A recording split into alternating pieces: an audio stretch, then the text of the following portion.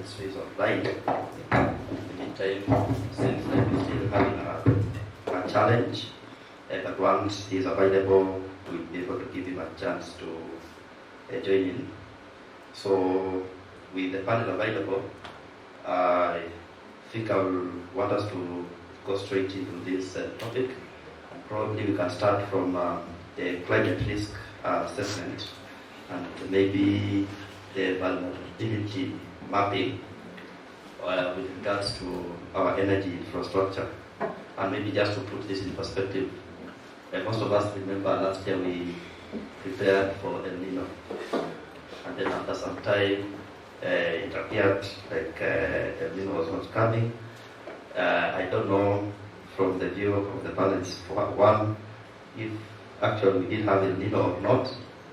And I will actually even ask if El Nino is over or not, because in interaction with one of our energy planning engineers, the phenomenon of El Nino is not only a manifestation of increased precipitation that is raised, but it's a phenomenon that happens because of the change in temperature on the surface.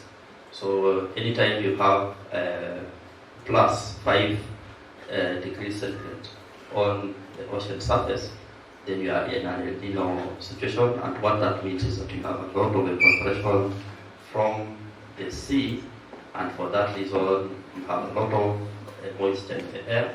This moisture can manifest as rain, but at times its presence in the air can change a number of things. And the reason I asked if El Nino is over or not, for most people living in different places, I don't know if we are still feeling that the environment is warmer than normal. For some of us, now we don't have to go to Mombasa to have the Mombasa feel, because in the evenings, even after you take a shower in Nairobi, we are still having very warm weather patterns, and so you have to keep your windows open, because in Nairobi we don't have ACs like in Mombasa, so you have to keep your windows open, and maybe keep your shirts off where you can, or stay in shorts. So these weather patterns are really changing, but the real issue is when the weatherman told us that El Nino was impending, at the national level we had plans to be able to plan for disaster mitigation, and this went all the way to various sectors, including the energy sector. So just to highlight, during this period, what could have been the risks that we were looking at in the face of such an adverse weather pattern, and then what kind of planning will normally go in to make sure that our infrastructure is able to sustain or we are able to respond in the event of any happening in the sector. So I think I'll start from the other side coming towards me. So I'll start with Engineer Kemoi on the climate risk assessment and mapping, just to see what will be the issues that we are looking at when we look at adverse weather with respect to our energy generating, transmission and distribution infrastructure.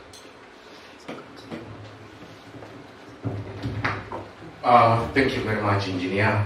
You asked a question earlier. If indeed there were an El Nino during that period, we were given an alert. I would like to say I'm not an expert in weather and knowing the threshold of an El Nino, but what I can say is that during the same period that was forecasted for heavy rains and storm, we had adverse weather condition. In the industry, especially on the transmission and distribution infrastructure, they experienced adverse weather that affected number of installation. But I want to say that knowing and having those alerts from the weatherman was very important. You may not have felt it as much as it would have been because there was some part of planning. I want to talk on behalf of KPLC where I was working during that time. And the management of the company proposed and invested serious resources, including money, to ensure that we were able to be resilient during that time. I would say if there were not that alert, if there were not that awareness, the effect could have been adverse. So we invested heavily in pulse replacement. We invested mainly on trace clearances. We tightened the conductors that carry this infrastructure. And I can tell you, in parts of the region where I was leading, where we were not able to reach on time, we had serious breakdown. There were floods that moved an entire line of almost 100 poles in Baringo, and that is why we need to be alert and prepare adequately for this adverse sector. So I can say that we are going somewhere as a country. First of all, the weatherman has to do their work of forecasting to enable proper planning, and then the owners of the infrastructure needs now to design the systems that can adapt to this changing weather condition. So I can say that during the same period also Ketraco experienced huge damages in Sabaki River in Malindi. A total of 6 towers were washed away, and that is the real scenario that we are facing now, and that is why I said earlier that this meeting is an eye-opener to the realities of the future and the current. So, engineer, I can say they were adverse weather. The weatherman was not 100% correct, but he wasn't 100% wrong. The alert was real, and it really helped avert serious damage to the infrastructure. Thank you.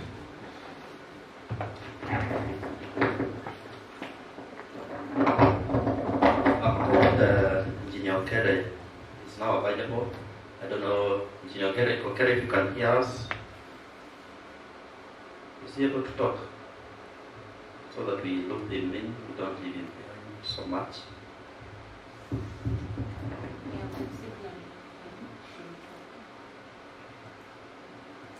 But you can't hear him, can you?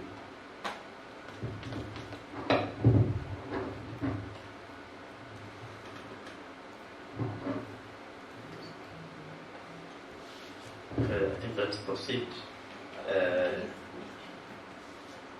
Good morning, my fellow panelists. Good morning, engineer. Welcome. Sorry for the technical hitch. So we had just done the first round of introductions, which I would like to give you an opportunity to also do. And simply, you can introduce yourself, tell us your interaction with the energy sector, and what you think about the topic that we are discussing today, which is the safety and resilience of the energy infrastructure in Kenya in the face of climate change. So, welcome, engineer. So, distinguished panelists, ladies and gentlemen, good morning, and I'm glad to join you in this a very, very important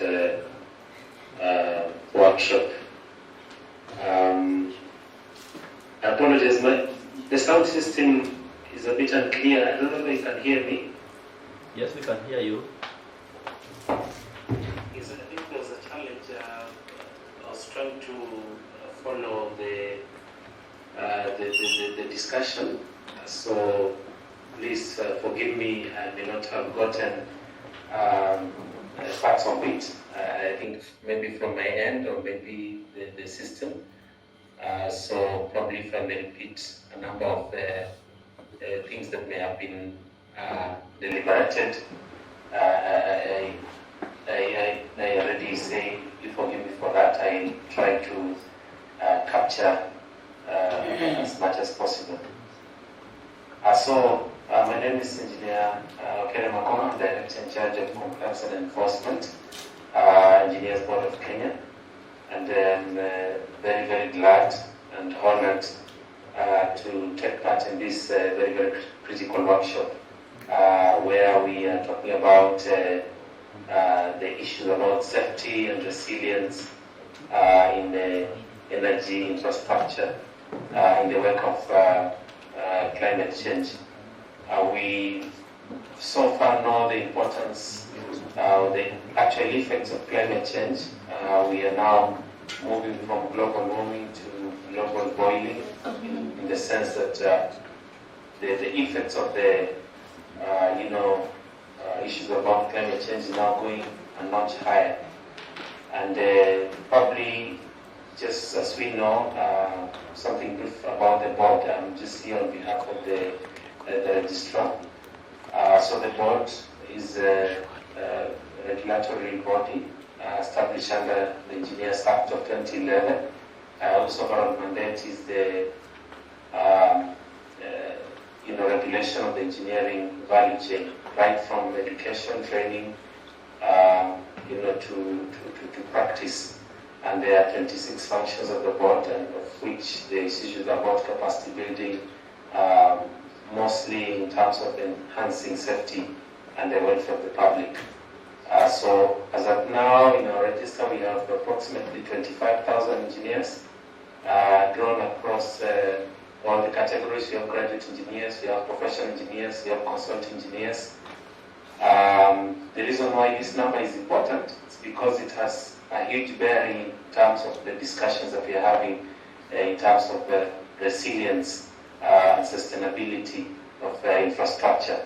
We are talking about approximately 2,950 professional engineers and around 550 consult engineers, so a total of 3,500 professional and consult engineers.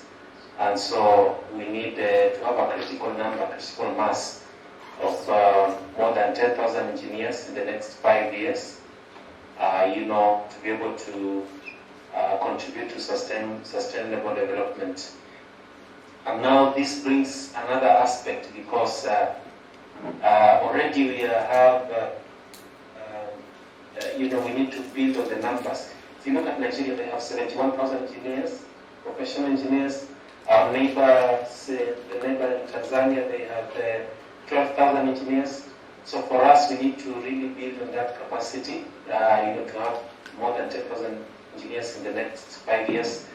We are talking about continuing collaboration and linkages with academia and industry. That is why even this particular discussion is very important, being spearheaded by academia. And even in the topic we are talking about, we need a lot of research spearheaded by academia to be able to solve this problem, of sustainability or in the wake of climate change.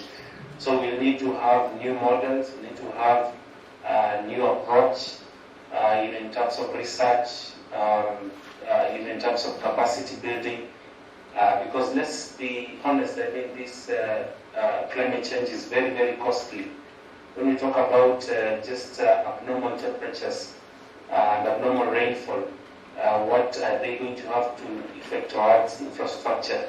We are used to having certain type amount of rainfall, but now when we have abnormal rainfall, then let's say a good example is a substation. When a substation is flooded, then it means it is damaged, the infrastructure is damaged. When we talk about, as an engineer, there's a safety factor. Let's say even a road infrastructure, you need to put a safety factor.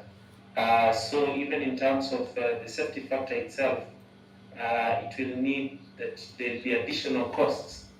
Let's say in the road, let's say road construction, I'll give an example for a road construction.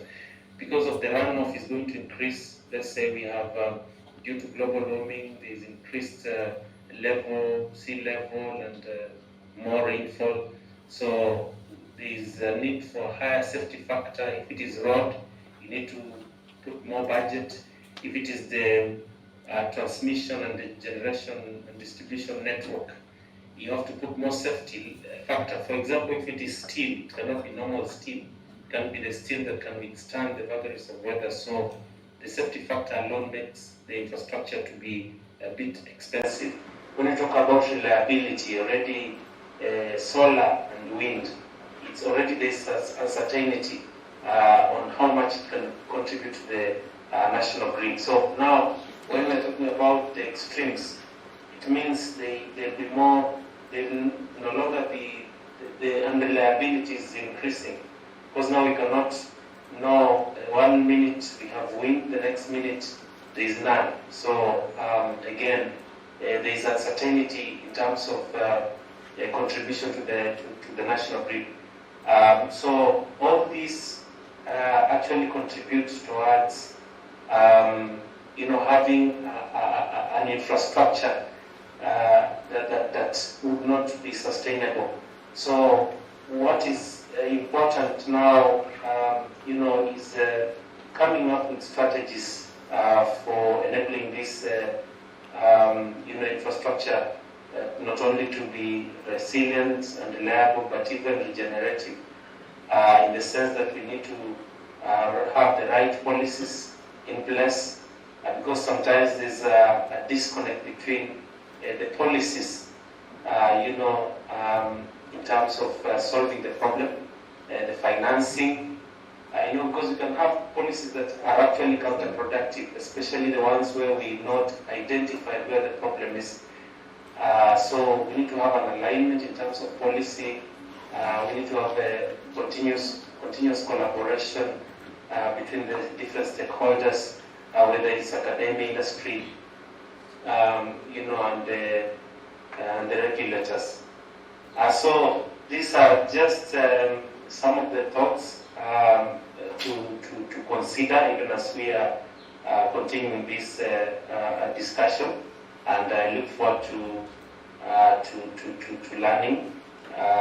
Having out of this, having a very good report or framework that will go a long way in terms of resilient infrastructure.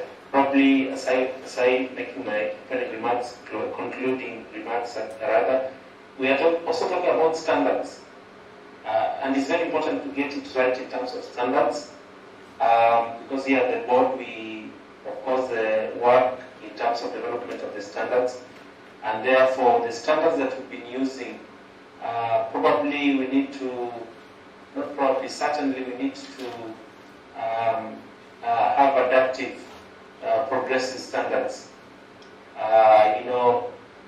Even if it is building standards, whether it's the building code, whether it's design standards, then we need to have standards that will be able to be more adaptive. Because when you're talking about the climate resilient infrastructure, you're talking about the systems that are planned, designed, and built and operated in such a way that they anticipate and prepares and adapt to the changing climate conditions. So we need to have the adequate standards that we will be able to respond and be able to have recovery in terms of the disruptions that will be caused by this climate change. So in a nutshell, this resilience in climate, developing climate resilient infrastructure is an excellent opportunity for us as practitioners, whether it's in academia or industry and regulators, to leverage. Because already we are talking about how we can overcome, if you look at sessional paper of 1965 that talks about elimination of poverty, disease, and ignorance. Up to now, as an economy, we've not yet attained that, So we're talking about already sustainable, how we can have sustainable development, how we can lift our people here in our country as well as Africa out of poverty into wealth creation.